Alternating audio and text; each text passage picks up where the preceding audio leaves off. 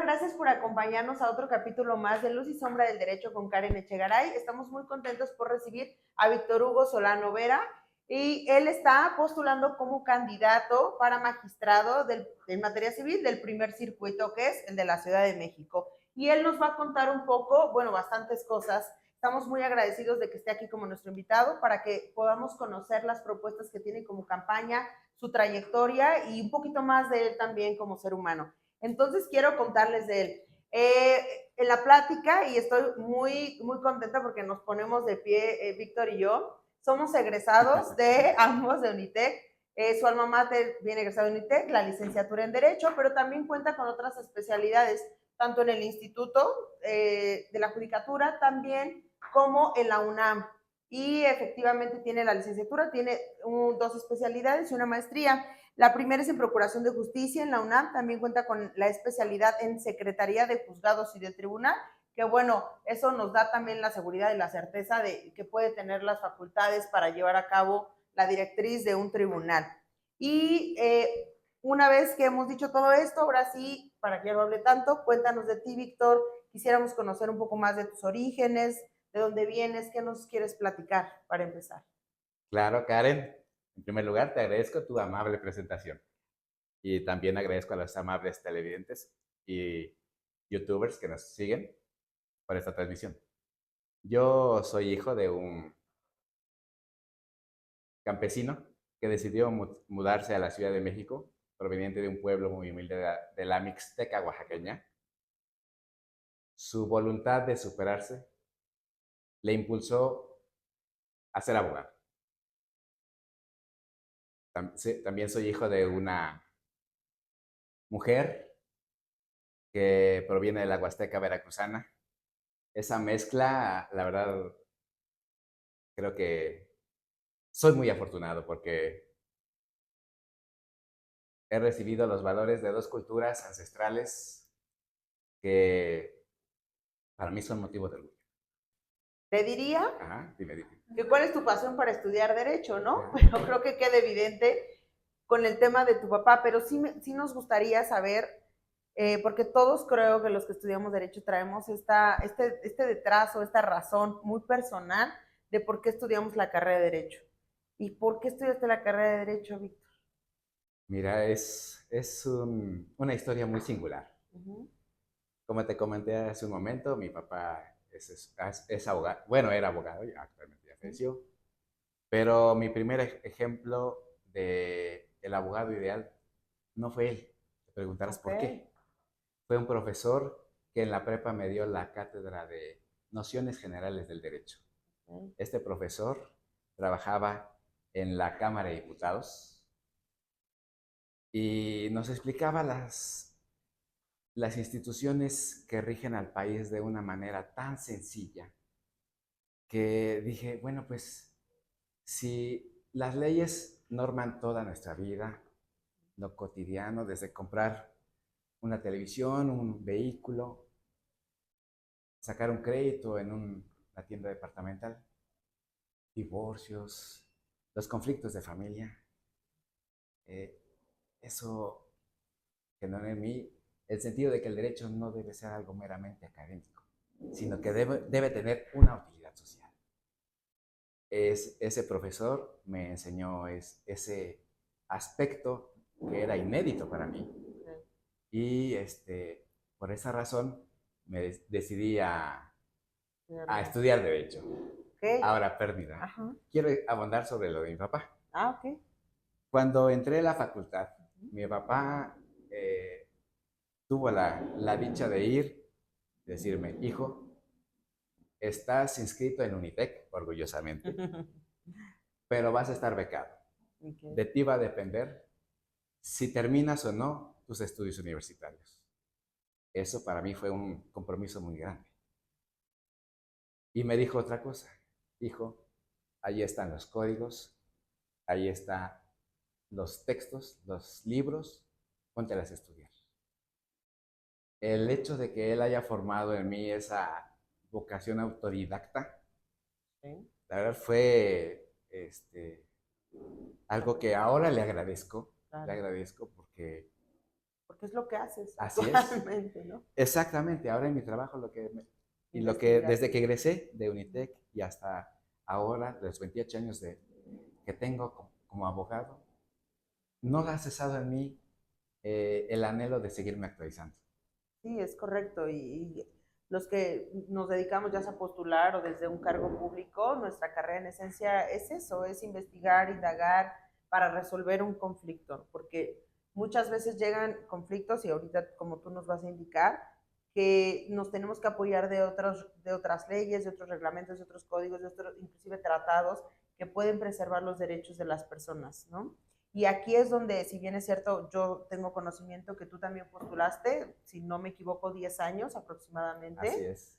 eh, pero lo que nos trae aquí es tu experiencia indudable en el Poder Judicial de la Federación. Tienes las capacidades para poder llevar a cargo un tribunal. Y quisiera saber cómo entraste ahí, cómo llegaste, qué te trajo y... Claro, te agradezco la pregunta. Bueno, como tú lo anticipaste, después de que egresé de Unitec, estuve 10 años como litigante. Tuve la fortuna de formar una cartera de clientes, pero no de esos clientes que vienen por ver tu anuncio en un papelito o en la sección amarilla aquella Claro. época. Estoy hablando del 96, 98, sino recomendación de boca en boca. Mi forma de litigar era la siguiente. Cuando asumía un asunto en mis manos, un caso, le decía al cliente, lo estudiaba y le decía, usted tiene la posibilidad de obtener este resultado. Yo me comprometo a dárselo y si no es así, usted no me paga honorarios. Eso hizo desarrollar a mí una habilidad para precisamente Dar un buen resultado. y estudiar los asuntos. Al presentar la demanda con una estructura de tal manera que fuera diseñada para obtener la victoria en el juzgado. Después de que formé una experiencia como litigante porque a mí también me tocó ir a tomar acuerdos a los tribunales. Me apasionaba mucho estar en las audiencias, interrogar a los testigos, los contrainterrogatorios, ¿En qué las materias confesionales. litigabas? Fíjate que el grueso de mis clientes eran en materia civil, familiar, mercantil. ¿Qué son las que actualmente manejas? Exactamente, es mi especialidad. Y eso me apasionaba mucho. Digamos que estaba del escritorio de un lado y cómo llegué al otro lado del escritorio. Así es. Bueno, pues en aquella época el Instituto de la Judicatura Federal, que es, digamos, la escuelita para formar a los secretarios, que es la función que actualmente ocupo, nos daba la oportunidad de estudiar 6 meses intensos, becados, para prepararnos para ser secretarios en cualquier juzgado y en cualquier tribunal de cualquier materia, civil, penal, laboral, del trabajo. La formación que nos dieron ahí fue, la verdad, fenomenal. De tal manera que cuando uno concluía esa formación de 6 meses súper intensiva, el instituto se volvía nuestra bolsa de trabajo. Esa fue la llave que me permitió que las puertas del Poder Judicial se me abrieran. Porque quienes ingresábamos a esos cursos éramos contados. Eran 95% de personas internas del Poder Judicial. En esa época se les denominaba oficiales a la categoría de la carrera judicial del primer escalón. Y 5% de externos. Yo tuve la fortuna de ingresar en ese porcentaje. Sí, lo que Hugo nos está comentando y los que nos ven y son abogados, sabemos que los que estamos por fuera es muy complicado, muy bajo el porcentaje para poder ser parte de la impartición de justicia en el Poder Judicial de la Federación. Entonces, por sus cualidades, obviamente pudo tener los conocimientos para poder entrar al Poder Judicial de la Federación. Y actualmente, como lo dices bien, Hugo, forma parte de un tribunal colegiado en materia civil Y para los que nos están viendo y no son abogados y los que también están aquí, el equipo apoyándonos en esta grabación, en palabras simples, ¿cuáles son tus funciones? La gente que no sea abogado y dice, bueno, pero Hugo, ¿cuáles son sus funciones que resuelve en un tribunal colegiado en materia civil? Qué interesante pregunta. Mi función primordial es hacer propuestas de soluciones. Soluciones a problemas cotidianos. Por ejemplo, si tú te ves en la necesidad de pedir un crédito y resulta que te ves ahogado por las altas tasas de interés que te cobran, mi trabajo es hacer una propuesta de sentencia donde se te haga justicia. ¿Qué quiere decir con eso? De que no se abuse de tu necesidad cobrándote altas tasas de interés. Por poner un ejemplo, si los bancos te hacen cargos indebidos, mi función dentro del Poder Judicial es hacer una propuesta de sentencia donde se revise si el banco actúa legalmente o tuviste la desfortuna de que te robaran o que te clonaran tu tarjeta. Esas son las injusticias de las que yo me encargo de proponer una solución. Así es. Y efectivamente, ¿cuántos años o tiempo llevas en este tribunal? En este tribunal tengo 4 años, pero dentro del Poder Judicial, en la función de proponer ese tipo de proyectos de soluciones a los casos que a ti te aquejan, 16 años. Y cuéntanos un poco más del tribunal, cuál es su ambiente de trabajo, cómo se llevan, cuál es tu aportación en este tribunal, pues para que las cosas fluyan en tiempo y forma. La pregunta que me haces me encanta. Tengo la fortuna de tener colaboradores a los que siempre les incentivo para que estudien, para que se preparen, para que se mantengan actualizados. Como te comenté hace un momento, yo tuve la fortuna de recibir del Instituto de la Judicatura Federal mi formación para ahora ser secretario. Esa misma formación yo la recibí de forma gratuita. Y como tal, yo transmito, enseño a mis oficiales, a las personas, mis colaboradores, a también hacer el proyecto que yo hago, pero con excelencia. Porque la gente se merece eso. Sentencias no solamente claras, justas, sino que sus asuntos vayan bien estudiados. Te platico. Cuando un asunto llega a mis manos, yo lo estudio página por página, prueba por prueba. ¿Por qué? Porque yo estoy consciente que en esos expedientes hay historias de vida, hay patrimonios, hay familias desquebrajadas. Entonces, ellos no se merecen que los expedientes sean vistos como un número más en la estadística judicial. Por eso, no sé si puedes percibir la gran vocación que tengo por servir a los justiciables. No, coincido, el acercamiento que nosotros tenemos como despacho y como postulantes con el Poder Judicial de la Federación, considero que efectivamente tienen esta sensibilidad para tratar los asuntos desde otro panorama, inclusive hasta con criterios más vanguardistas que vienen y traen al campo laboral sobre los convenios o los tratados internacionales que ha celebrado México, invocarlos para preservar y velar por los derechos de las personas que están dentro de ese procedimiento. Y con esto me surge, de los 16 años que llevas, incluyendo también los 10 que postulaste, pero me interesaría saber estos 16 años que llevas en el Poder Judicial de la Federación, ¿cuál es el caso, el asunto, el caso que tú dices, sabes que este me marcó, a lo mejor jurídicamente en su complejidad o la sensibilidad que se tuvo o los derechos que estaban dentro de ese procedimiento? Claro, te comparto. Es una realidad que en las grandes urbes y en particular en la Ciudad de México tenemos un problema que es la explotación sexual infantil. Frente a ese problema, las autoridades tenemos dos ámbitos.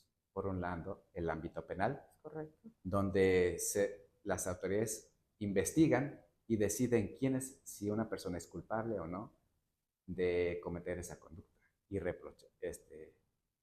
esa conducta sancionable, ¿no? Con su libertad. Claro. Pero también está el ámbito civil, que es, por ejemplo, el que me corresponde, el que me atañe. El ámbito civil le da a las autoridades la posibilidad de ejercer lo que se llama extinción de dominio. ¿Qué quiere decir eso? Que para cuando de ese tipo de actividades ilícitas se obtienen productos o se usan instrumentos para cometerlas, por ejemplo, un inmueble donde se tiene a personas secuestradas, entonces las autoridades pueden ejercer esa acción de dominio para apropiarse de ese inmueble, de ese objeto, y precisamente mellar financieramente a las organizaciones delictivas. Ahora voy al caso específico. Se trata de un asunto en donde un hotel era usado para precisamente explotación sexual infantil. Cuando el asunto llegó a mis manos,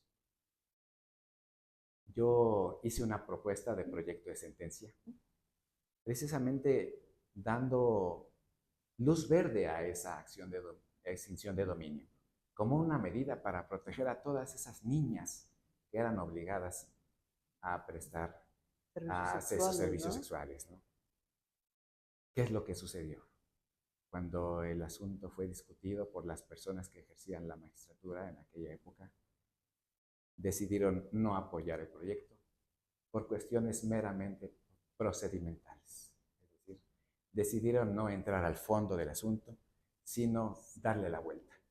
Eso es un asunto que me marcó a mí, me dejó una impotencia terrible y eso es lo que ahora me lleva a estar aquí, postulado para ser magistrado en materia civil, porque creo que la justicia debe cambiar, debe evolucionar, debe ir a la vanguardia. Y con ello, sí, me queda claro y lo vivimos que muchas veces prevalece el procedimiento a velar por los derechos de las personas que están dentro del mismo. Y nos gustaría conocer cuáles son las propuestas para cubrir las deficiencias que ahorita actualmente tiene el sistema judicial en México en general. Y con ello, las personas a quien se les imparte justicia, a los gobernados, ¿cuál es el beneficio de, sabes que efectivamente esta reforma judicial, si está Víctor a cargo de este tribunal, él me va a garantizar cuál es tu propuesta para esta reforma? Claro, hay una realidad que no podemos negar. Los juicios, en su mayoría, tardan muchísimo. Las personas como tú, que me estás viendo, o lo han vivido, o tienen la percepción de que los órganos de impartición de justicia no se mueven, permanecen de brazos cruzados, inactivos. Y no, eso tiene que cambiar. Te voy a compartir un dato. En la Encuesta Nacional de Impartición de Justicia 2022, de todos los asuntos que ingresaron a tribunales y colegiados en el Poder Judicial de la Federación, el promedio para resolverlos fue de 216 días. Yo, como secretario, para hacer un proyecto de sentencia invierto 1.5 días. ¿Por qué? Porque a mí me interesa que la gente tenga la solución rápido, ya. Porque la necesidad de la gente es inmediata. Alguien que necesita recibir la pensión alimenticia lo tiene que hacer ya. Sus niños, tu niño, no puede estar expensado a que el papá quiera o no darle la pensión. Sí, sí, totalmente. Coincido en que sí sería, había leído dentro de tus propuestas también la perspectiva de incluir a la comunidad, en fin, derechos de madres solteros, padres también, gente que no tiene un apoyo, tantas redes de apoyo cuando están los dos progenitores y voltear a ver a este sector de grupos vulnerables, porque a final de cuentas lo que busca en la justicia es que haya esta proporcionalidad, que haya este equilibrio entre las partes para que no solamente siempre gane ni el que tiene, ni el que puede, sino equilibrar estas circunstancias, ¿no? Y te vi haciendo campaña en el domingo, si no mal recuerdo, y creo que este acercamiento con la gente y conocer sus necesidades puede sensibilizar a que efectivamente esto pueda ser ejecutable, ¿no? Y bueno, si bien es cierto, hemos explicado a la gente la importancia que tiene impartir justicia, Pero ¿cómo visualizarías un México si no existieran jueces y magistrados? Te lo puedo explicar de una manera sencilla para quienes nos están viendo y no son abogados.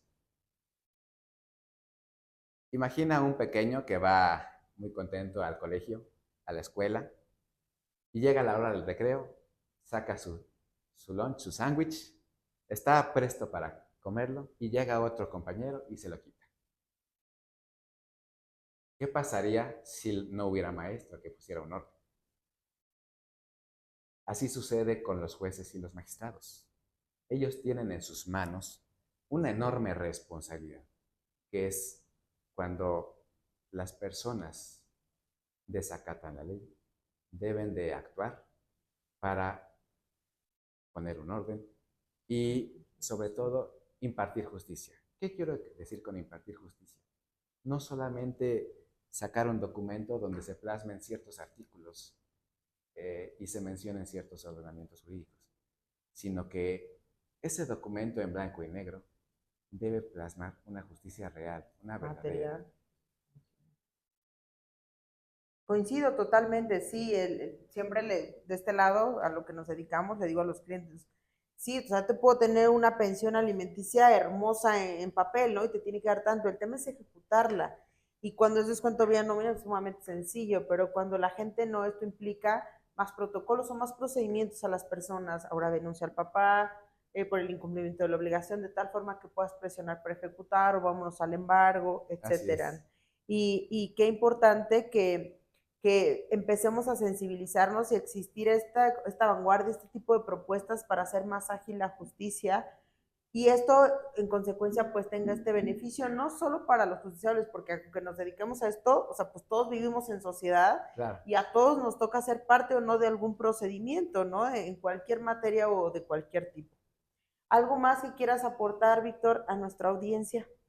Pues audiencia, solo invitarlos a que acudan este 1 de junio, domingo 1 de junio, a ejercer ese poder que la reforma judicial les ha puesto en sus manos.